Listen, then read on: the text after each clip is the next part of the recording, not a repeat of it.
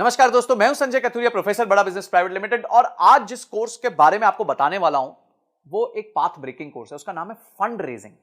जी हां, देखिए, कोई भी जब स्टार्टअप चालू होता है या कोई भी मिड साइज कंपनी भी हो जाती है, उसके लिए फंड रेजिंग बहुत इंपॉर्टेंट होती है। तो फंड रेजिंग जो होती है वो दो तरीके से हो सकती है। पहला, आप उधार ले सकते हैं। दूसरा, आप जो है कंपनी के शेयर्स बेच के शेयर्स के अगेंस्ट पैसे ले सकते हैं। तो आप कौन से तरीके से जाना चाहेंगे, ये आपको ध्यान रखना है। तो इस कोर्स में हमने बताया कि अगर आप शेयर्स बेच के पैसा रेज करना चाहते हैं तो किन किन चीजों का आपको ध्यान रखना है। उसके लिए आपको इन्वेस्टर्स के सामने पिच करना पड़ेगा। देखिए, उधारी में क्या होता है, उधारी तो बड़ी सिंपल है। आप गए, आपने प्रोजेक्शन दी, आपके पास कोई जमीन है, उस जमीन के वैल्यू के अगेंस्ट आपको लोन मिल जाएगा और आप धीरे धीरे उस लोन को चुका देंगे। पर जो निवेशक होता है, जो आपकी कंपनी में इक्विटी लेता है, वो आपके साथ पार्टिसिपेट करता है, आपके दुख सुख का साथी होता है। तो इसीलिए उसको आपका बिजनेस के समझना बहुत ज्यादा जरूरी होता है। और इसमें आपको बहुत चीजों का ध्यान रखना पड़ता है। पहले आपको ध्यान रखना पड़ता है कि किस तरीके के निवेशक को आपको आपको जिसको पास जाना चाहिए, आपका ऑब्जेक्टिव क्या है फंड रेज करने का, आपको इन्वेस्टमेंट चाहिए क्यों, आपका बजट क्या है, आप क्या करोगे उस पैसे के साथ। उसके बाद जब आप पैसे ले लोगे तो उसमें कहां उसको निवेश करोगे, निवेश करने के बाद किस तरह के रिटर्न्स कमा के दोगे। समझिए, आज आपका रेवेन्यू 1 करोड़ रुपए साल का है और आपने 5 करोड़ रुपए रेज किए, तो इस 5 करोड़ के साथ क्या आप अपने बिजनेस को 1 करोड़ रुपए साल के से लेकर 10 करोड़ तक लेके जा सकते हैं।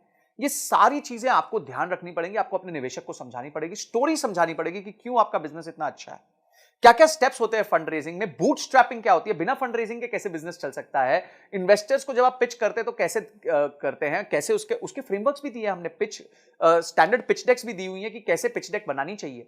उसके बाद आपके प्रोटोटाइप्स क्या होते हैं पिचिंग के, आपके टर्म शीट क्या होती है, ड्यू डिलिजेंस क्या होता है जब लोग आपके बिजनेस को आके समझते हैं। उसके बाद किस तरह का पेपर वर्क होता है, आपका शेयर होल्डर एग्रीमेंट क्या होता है, शेयर सब्सक्रिप्शन एग्रीमेंट क्या होता है, कंपनी की वैल्यू कैसे तय की जाती है कि भाई ये कंपनी 100 रुपए की है कि 200 रुपए की है।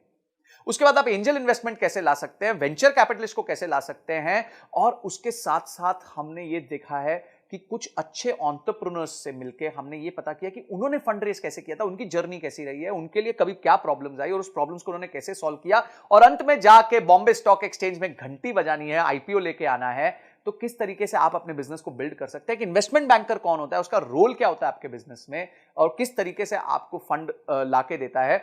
आप उसके बाद इन्वेस्टर रिलेशंस कैसे मैनेज करते हैं, जब निवेशक बोर्ड पे आ जाता है उसके साथ कैसे अपना आप रिलेशन मैनेज करेंगे। ऐसी 32 पावरफुल वीडियोस हमने बनाई हैं जिसमें case studies, examples, real life cases हमने लिए हैं, जिसको आप यूज करके फंड रेजिंग कर सकते हैं। तो बाप रे, इतना सुनने के बाद ही आपको मन करना चाहिए कि मैं इस कोर्स को अनलॉक कर लूं, इमीडिएटली अनलॉक कर लूं और जाके सारे वीडियोस को ध्यान से पढूं, उसको इंप्लीमेंट करूं और उसके बाद उसके रीडिंग मटेरियल्स को पढ़ के उसको और डीप में समझूं। तो ये सारी चीजें हमारे एक ही कोर्स में इतना सब आपको मिल जाएगा, इतनी सारी आपकी प्रॉब्लम सॉल्व हो जाएंगी। आपका गोल है अगर कि कंपनी के लिए फंड रेज करना है तो आप इस वीडियोस को देख के बहुत अपने आप को इक्विप कर सकते हैं, प्रिपेयर कर सकते हैं। इसके साथ हमने 450 फंड्स की लिस्ट भी दी है जिनको आप अप्रोच कर सकते हैं, उनके फोन नंबर के साथ, उनके किसको आपको अप्रोच करना है उसके साथ। ये सारी चीजें हमने इसके साथ फ्री रिसोर्सेज दिए हुए हैं।